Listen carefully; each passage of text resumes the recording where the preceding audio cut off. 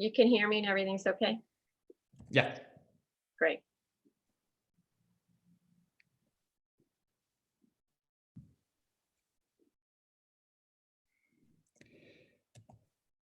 Okay, so we're live with a few minutes of delay. Sorry, we had some technical difficulties, but everything has been solved. So welcome everyone to our sixth session of this Thank God It's Monday Challenge webinar series, where every Monday we explore a new lesson to be learned from the current COVID-19 crisis. Today we'll be exploring the topic of interconnectedness, how the crisis is creating a growing awareness about connections that we used to take for granted.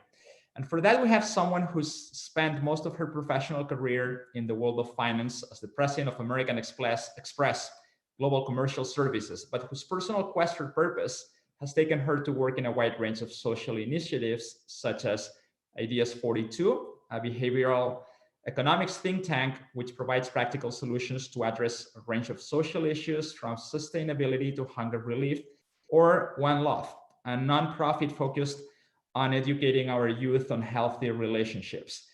She is, by the way, the invitee of one of our previous guests, Neha Samwan, and her name is Susan Sobbott.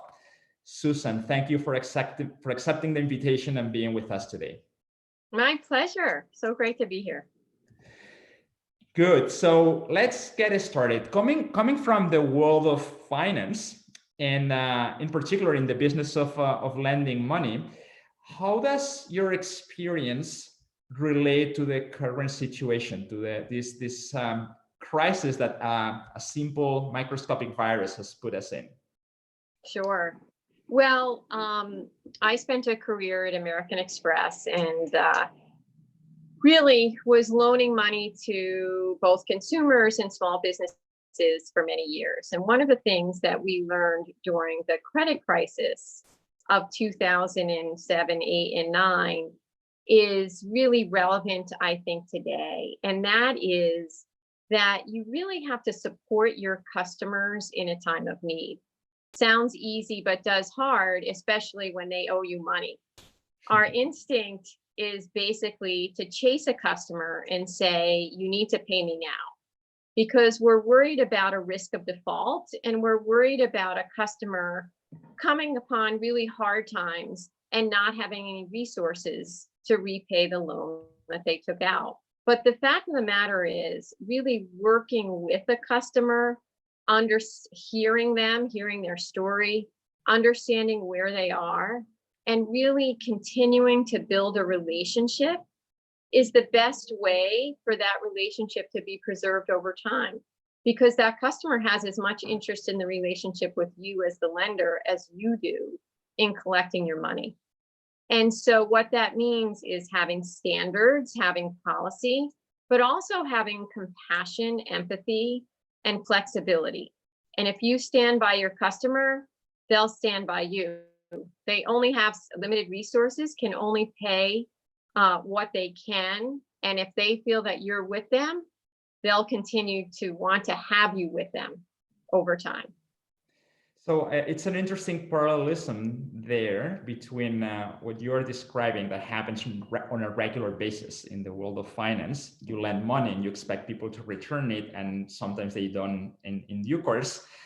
Now, what we're experiencing is that everybody, a lot of companies out there are somehow owing money to another company, and it's like a never-ending chain. I don't pay you, you don't pay me, they don't pay you, and it's this circle where everybody owes something to the other one, and if somebody stops paying, then the whole chain is disrupted.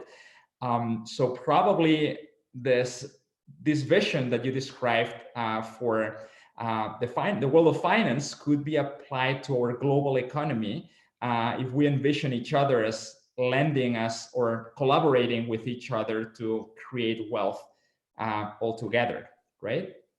That's right. It's that, the theme of today, that interconnectedness between all of us. And of course, it's a very fine balance between protecting ourselves and protecting the entire system that we're a part of.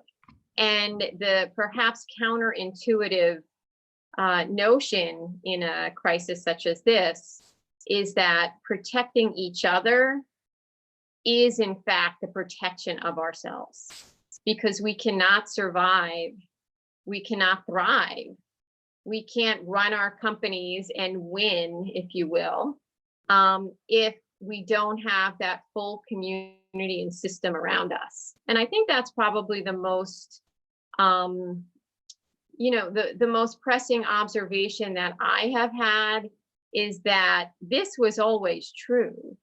It was always true that we were so interconnected and dependent, and had really deep, profound need for each other's success, and were at risk for each other's misfortune, but we didn't quite have the awareness of it as we do today.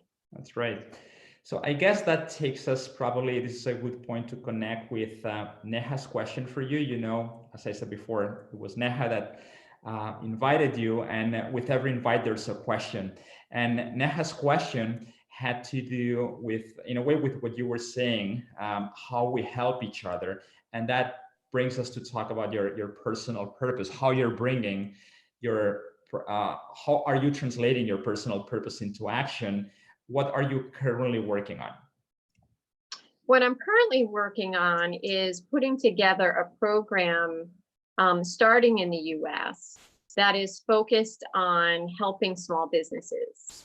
I spent a long time serving small businesses as my customer, and I have a great passion for their eternal optimism and hard work.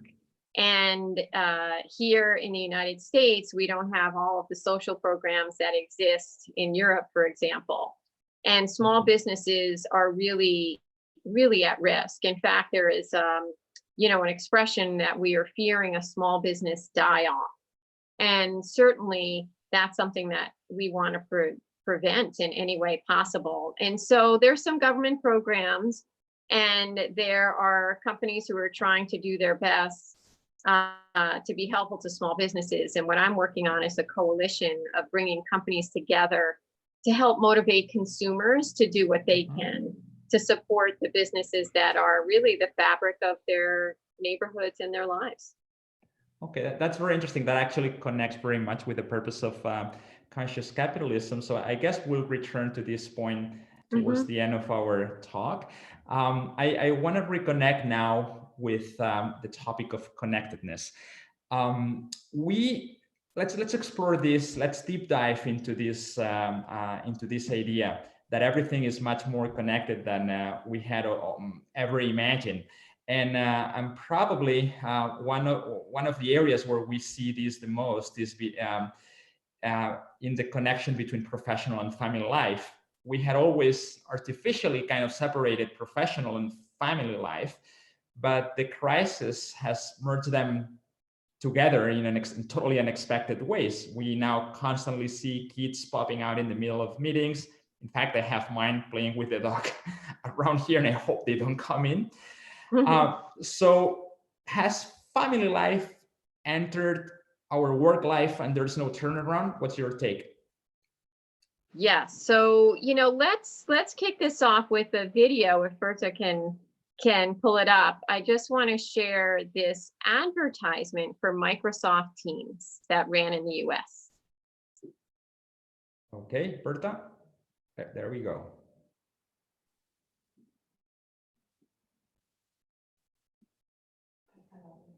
There's no audio, Berta, you have to turn the audio on.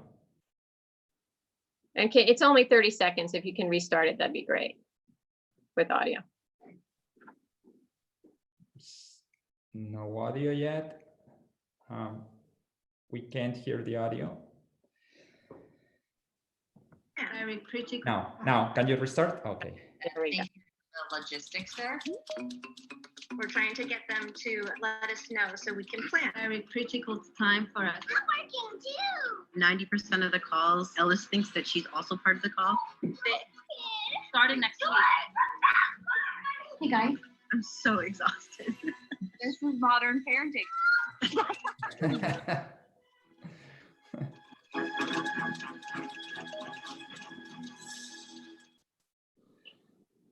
Okay. So Okay.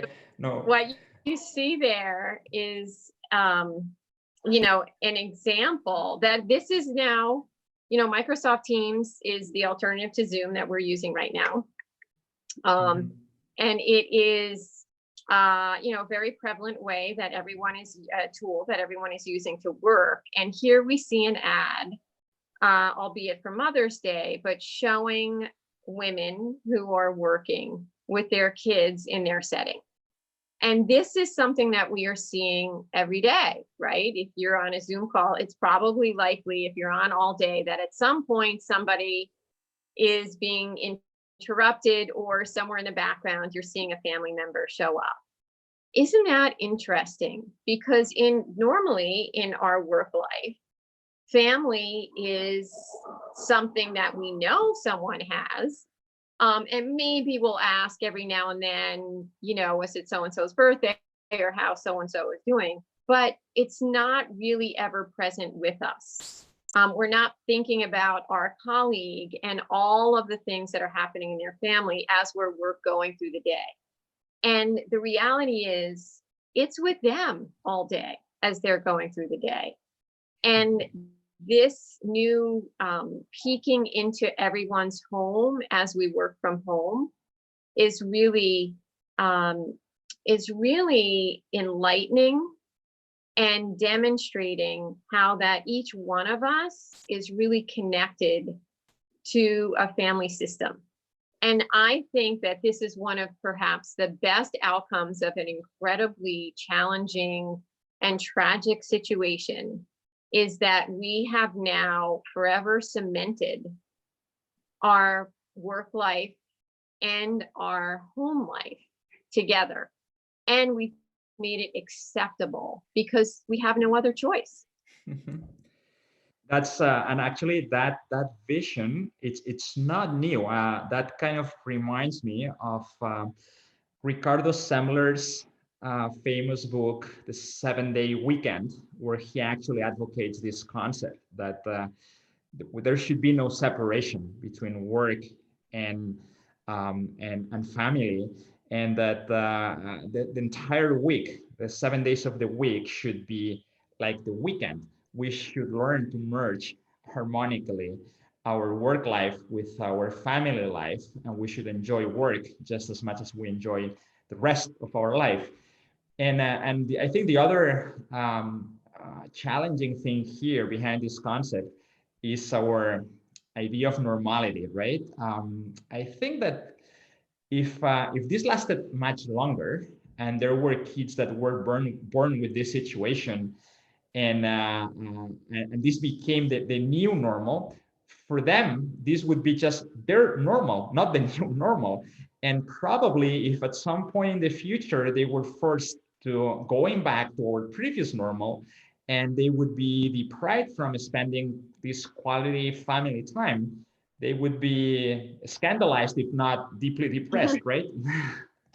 It's true. It really is true. I mean, think of how many of us on the call are used to being on airplanes all of the time, that are entertaining clients in evenings, getting home late, and, you know, did not perhaps have dinner or share a meal during the day with our full family. And now that's our regular routine.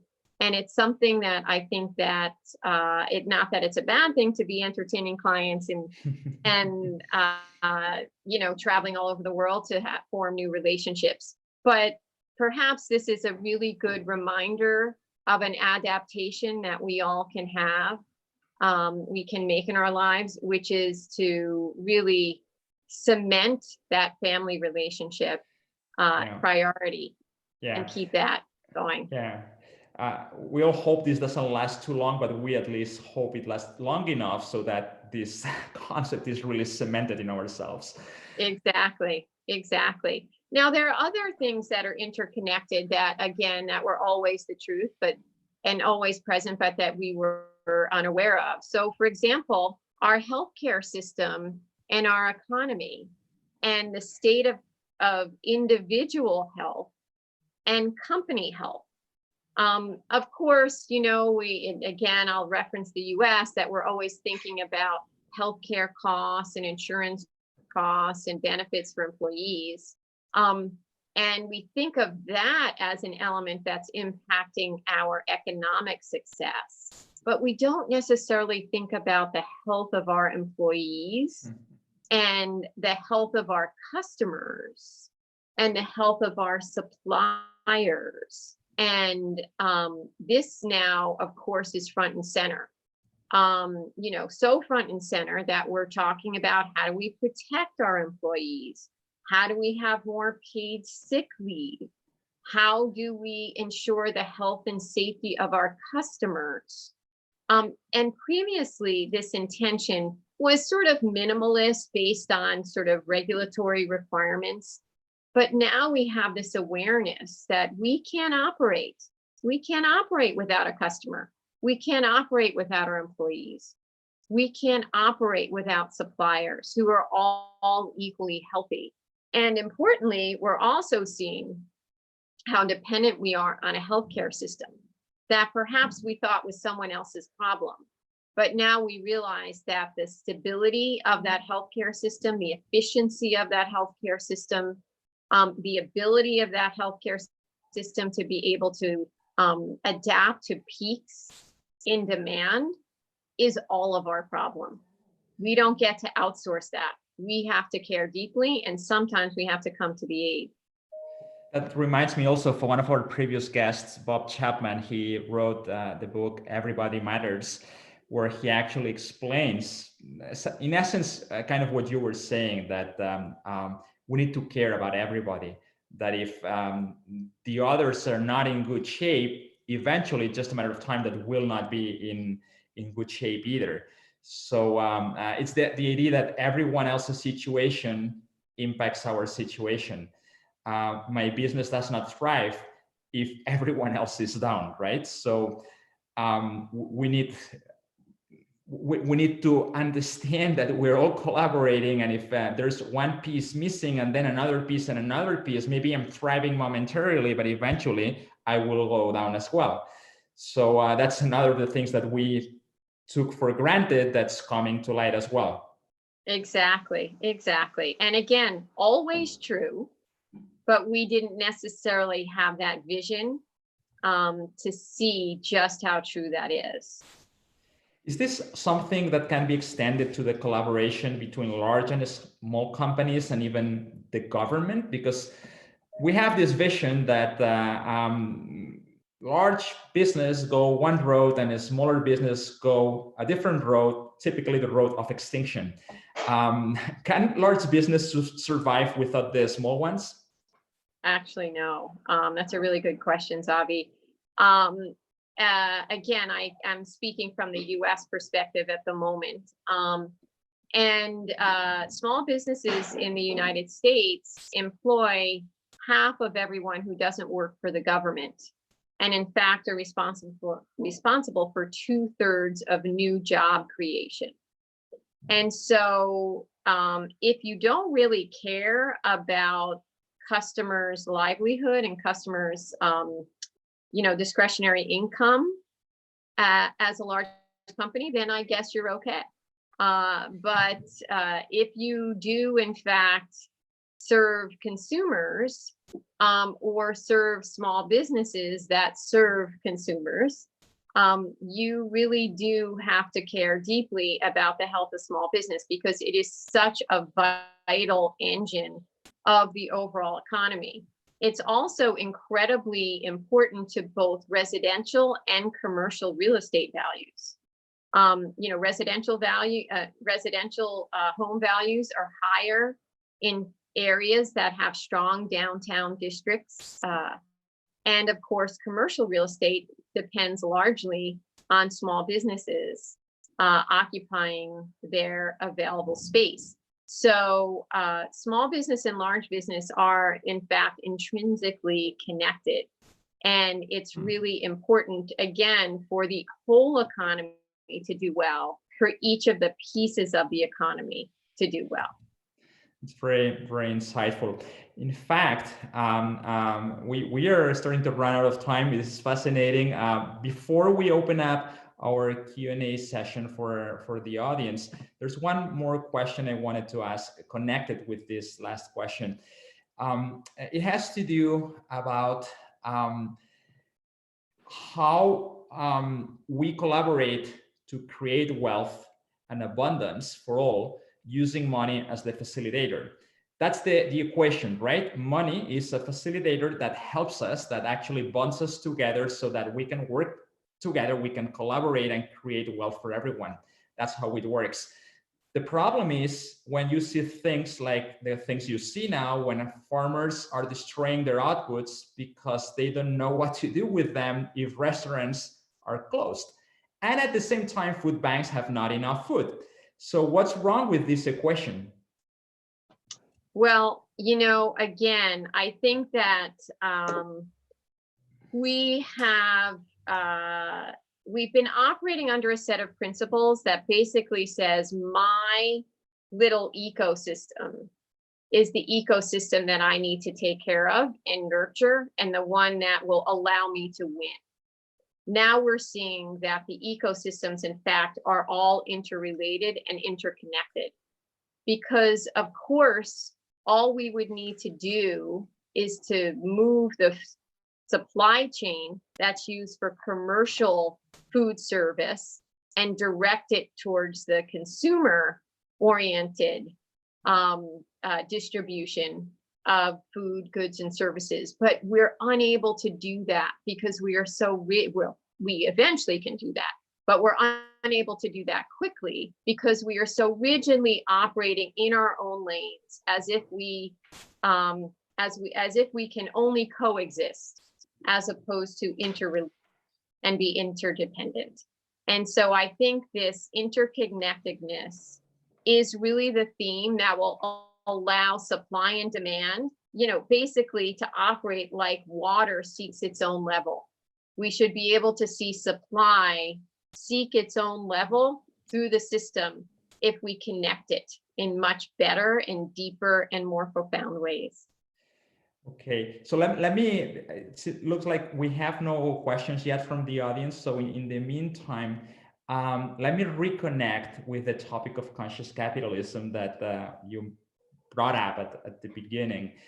So everything we've been discussing has to do very much with conscious capitalism and with a conscious view of business. Could you give us a more specific view of what you think conscious capitalism, or what your understanding of conscious capitalism, how do you think businesses should change going forward? You know, conscious capitalism is really about a multi-stakeholder view of what the objective of a company is, right? You know, there's a one-dimensional view that our objective is to increase shareholder wealth. There's another view that says, no, our objective, the conscious capitalism view, is to increase the livelihood of our employees, to increase the value for our customers, to increase the value for our communities. And in doing all of those things, we will increase shareholder wealth. And I think that today's environment is really such a microcosm, such an important moment in history of why the theory of conscious capitalism is so valuable. Because if you look at today's companies, there's a report by Just Capital who actually lists all of the actions that are being taken by companies that are socially responsible, let's say. And what they're finding is that companies that are focused on their employees and companies that are focused on their customers in actually giving more and being more generous and more concerned and more authentically supportive are performing better. Their stock price is in the top 20% relative to their peers who are not. And so I think that is, just case in point of how, if you are a conscious company, if you are a conscious leader, you are better suited to manage through this particular crisis, and in fact, better suited to manage over time a more successful enterprise. That's definitely a shared view. And in fact, I totally agree that the current situation is only accelerating this whole movement. If I could, I put COVID-19 in our board of directors, because he's really helping us a lot. Yes, it is. In shifting the mindset. So I think we have a couple of questions. Berta, can you read them real quick? Yeah, sure. So we have Luis that has asked, now we face another problem never lived before in our lives. Which is the key of innovation that will help us to solve this huge economic problem? Well, I think the point of innovation that's required is not even that hard, because in a crisis, constraint breeds creativity.